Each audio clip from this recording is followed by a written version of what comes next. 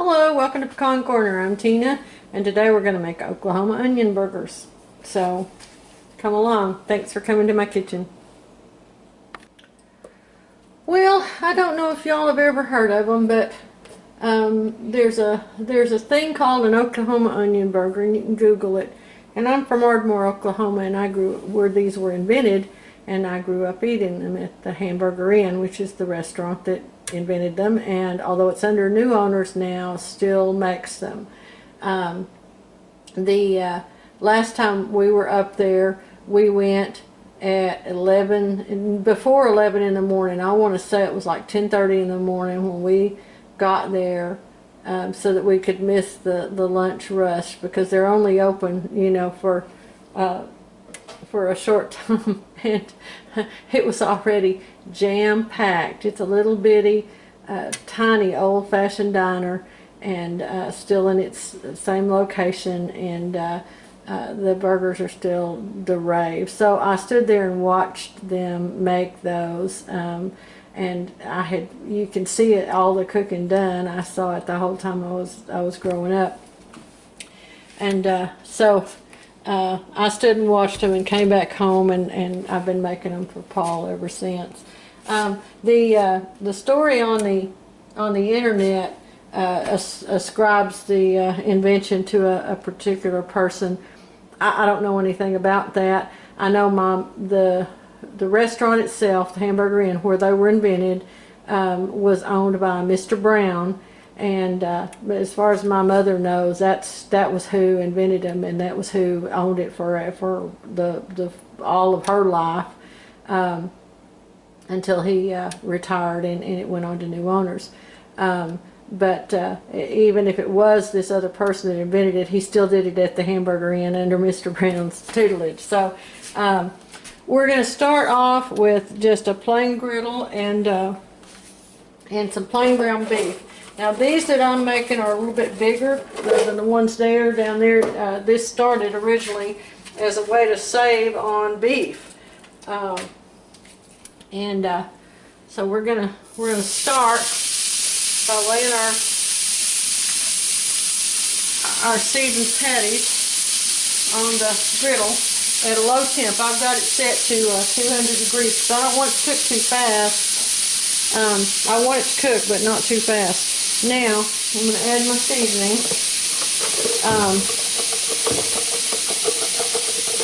And they serve these with just the onion on the bread and maybe some pickle, you know, but no mayonnaise or anything like that. You can get cheese if you want. You can get anything you want on them, but originally they were just the onions.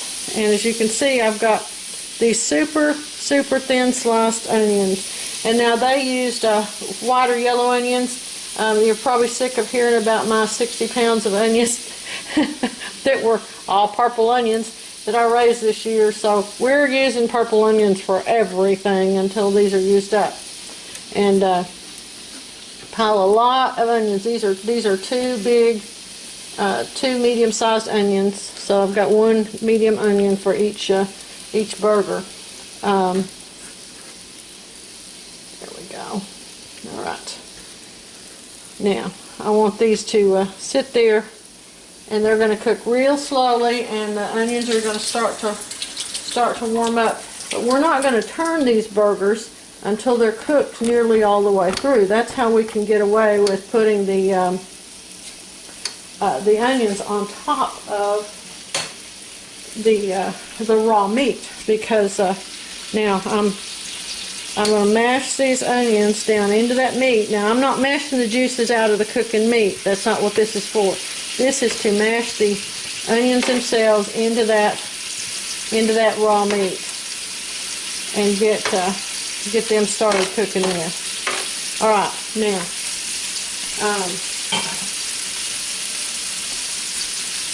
so that's why we want to leave it. My griddle's still at about 200 degrees.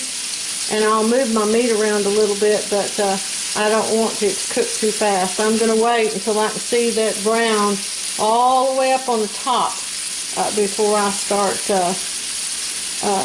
decide to turn those. All right, we'll be back in just a few minutes when they're a little bit further along. Now these are still cooking. Now these are half-pound patties, which I had to use because I had jumbo burgers tonight. But the ones that they make are usually very thin, and the balls, they make them into balls, and they don't mash it out until they put it on the hot griddle, and they mash it right onto the griddle, and put the onions on top and mash that in. And so theirs can cook on a hotter griddle, and they cook a lot faster.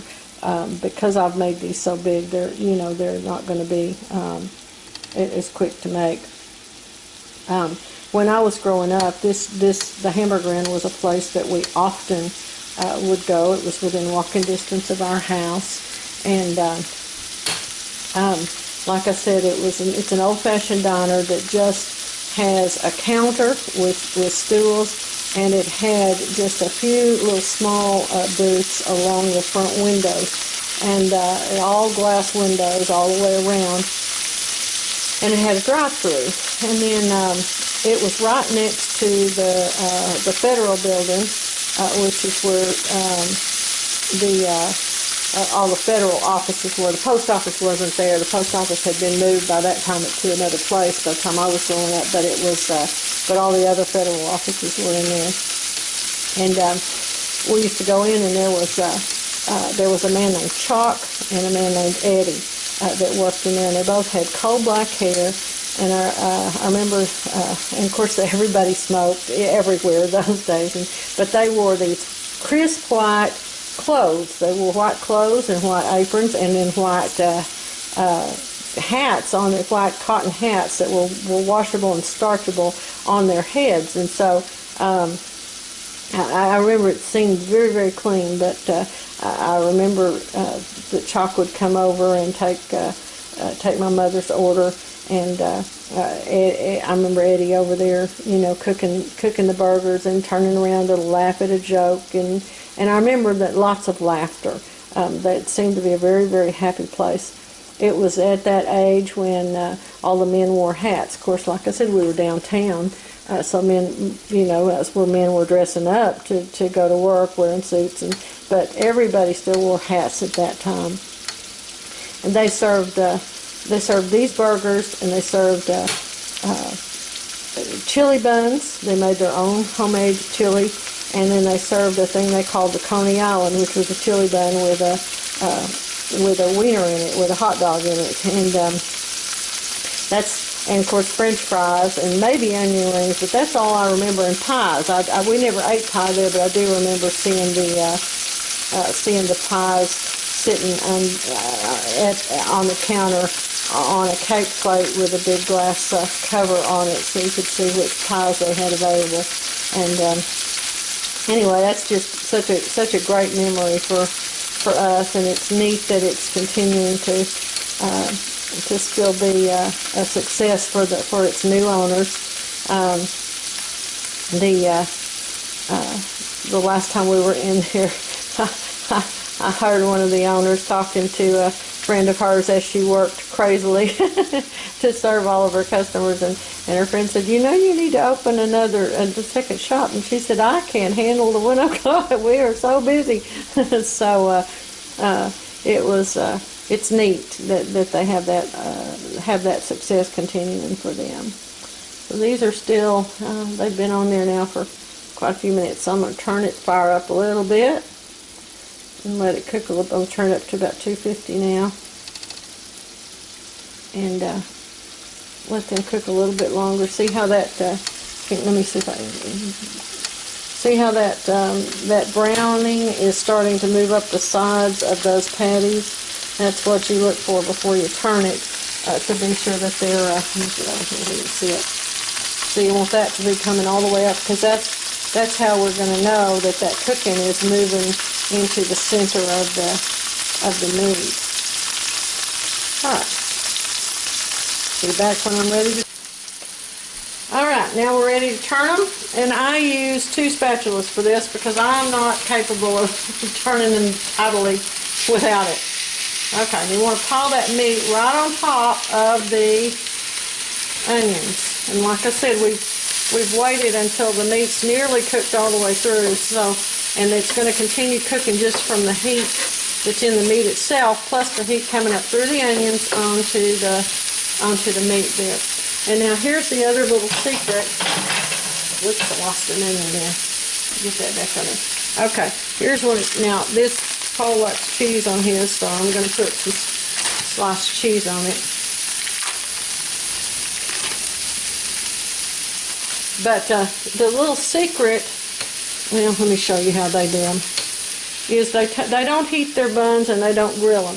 But what they do is when they turn that, they lay both pieces of bun on top of that meat, and the buns sit there and warm, and they steam, and they collect all that steam from those onions as they are cooking is coming up into those buns and making them nice and flavorful and soft and warm.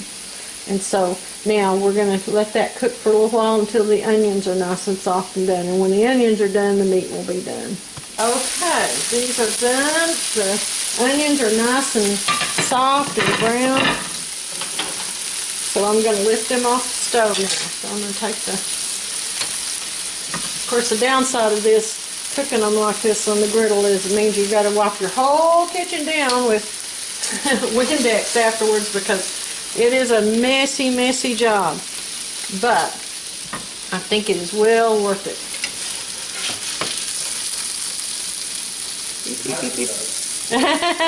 What did you say, Paul? Your husband does. My husband thinks it's well worth it.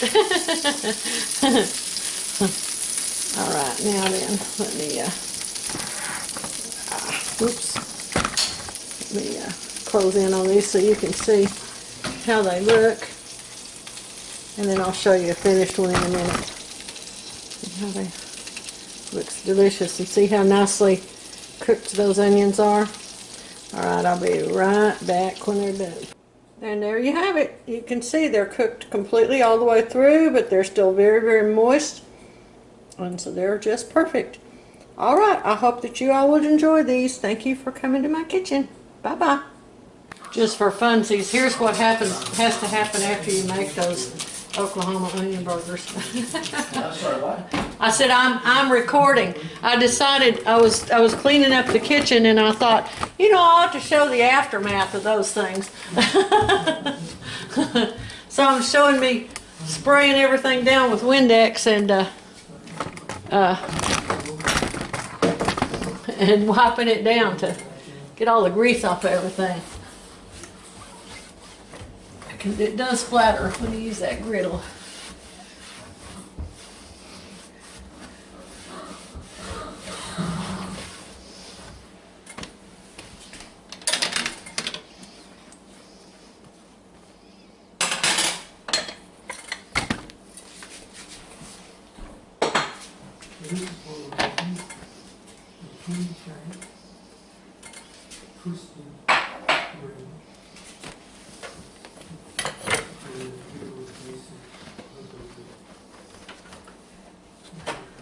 But the other thing that's good for is it's an excuse to move everything on the counter and clean the counter about once every couple of weeks when your family insists that you make those for them. All right, I just wanted to. I just thought it would be fun to give you a look at all the cleanup. All right, thanks a bunch. Bye.